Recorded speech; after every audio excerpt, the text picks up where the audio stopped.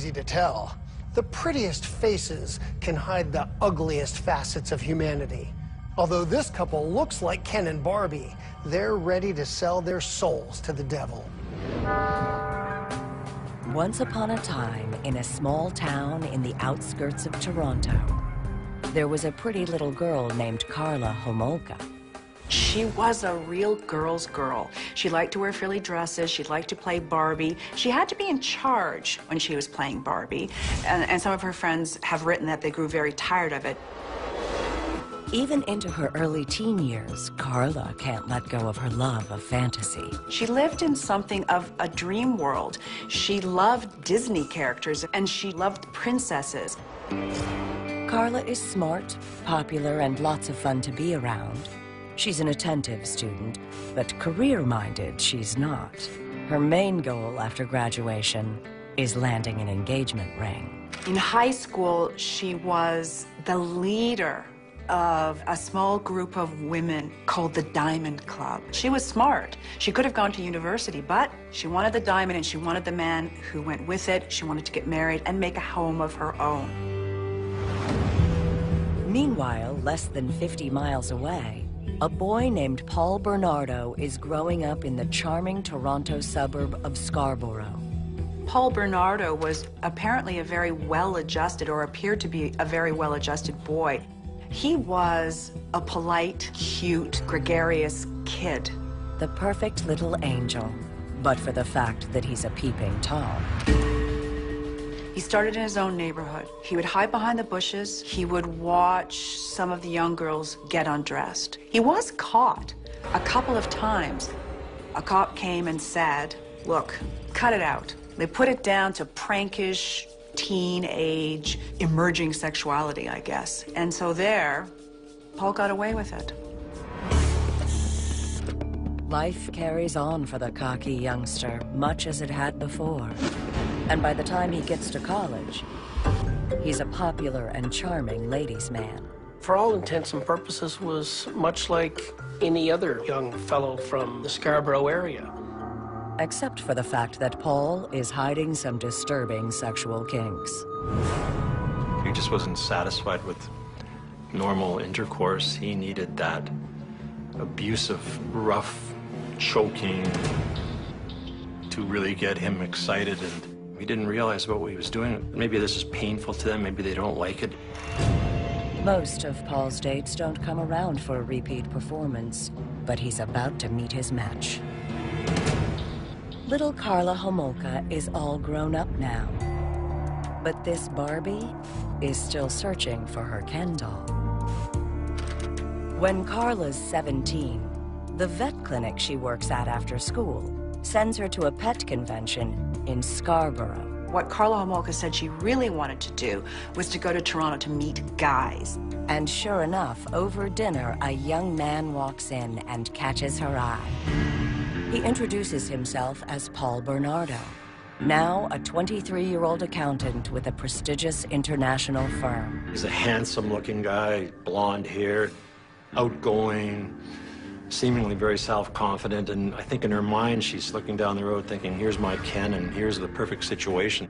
When she met Paul Bernardo, he checked every box. He was tall, he was blonde, he was blue-eyed, he was educated, he had a university degree, he had a good job, he was well-paid, and most importantly, he was ambitious. He was ambitious for wealth and for status, two of the things that Karla Homolka desperately wanted.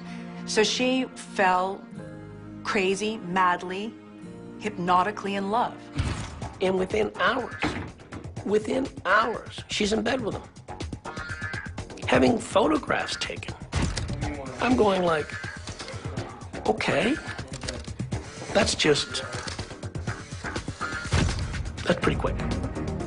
And I think from that moment on, the two of them found whatever they were looking for in the other, and regrettably, it had this absolutely fantastically bizarre, nasty, and violent streak to it. The first time Karla Homolka and Paul Bernardo had sex, it was reportedly animalistic. They were at each other. It was constant, it was loud, and apparently they had sex all night. What happens in that hotel room is one hell of an unholy hookup. A hot, sticky mess of lust and gluttony that'll soon take on a life of its own. And if Carla thinks she's found a Prince Charming, she needs to have her vision checked. Carla is drawn to Paul's domineering ways. And now that she's found her devilish Ken doll, she will do anything to keep him. Despite the hearts and flowers, Paul let Carla know that he was very disappointed with her.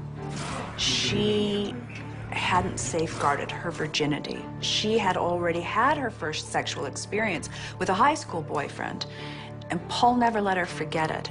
And he demeaned her. She wanted to regain that position of power in Paul's eyes, so she began to do things to make Paul realize she would go further than any virgin ever would. But Carla alone isn't enough to satisfy Paul's violent lust. Little does she know he has an even darker side. In his spare time, Paul begins to rape young teenagers in his Scarborough neighborhood, often stalking his victims as they walk home from the bus stop. He often spent time trailing a woman that he found attractive or looked appropriate as his victim. He would learn her routine, and he would pounce. Sometimes he was so bold that he jumped women as they were putting the key into the door of their home. He would drag them into a secluded area and he would rape them. Sodomy is his preferred MO, with constant verbal humiliation. Throughout all of this torture, he would have them call themselves names, demean themselves. I deserve this. And he liked to finish by sticking things into their orifices, branches, dirt. He was a vile, vile person who wanted to harm other humans in the worst possible way. Oh, Paul, such a sick and twisted little monster. One thing you can be sure of, the more he feeds his demons, the hungrier and more violent they'll become. There was an escalation of violence in his rapes. He was armed with a knife. He used ligatures. He shattered the lives of his sexual assault victims forever. The rapes carry on for over a year, more than a dozen victims. And all the while, he's still serious with Carla. She remains clueless that her beloved is forever on the prowl. But that's about to change. The person he sets his sights on now lives in the bedroom down the hall. Carla's 13-year-old sister, Tammy.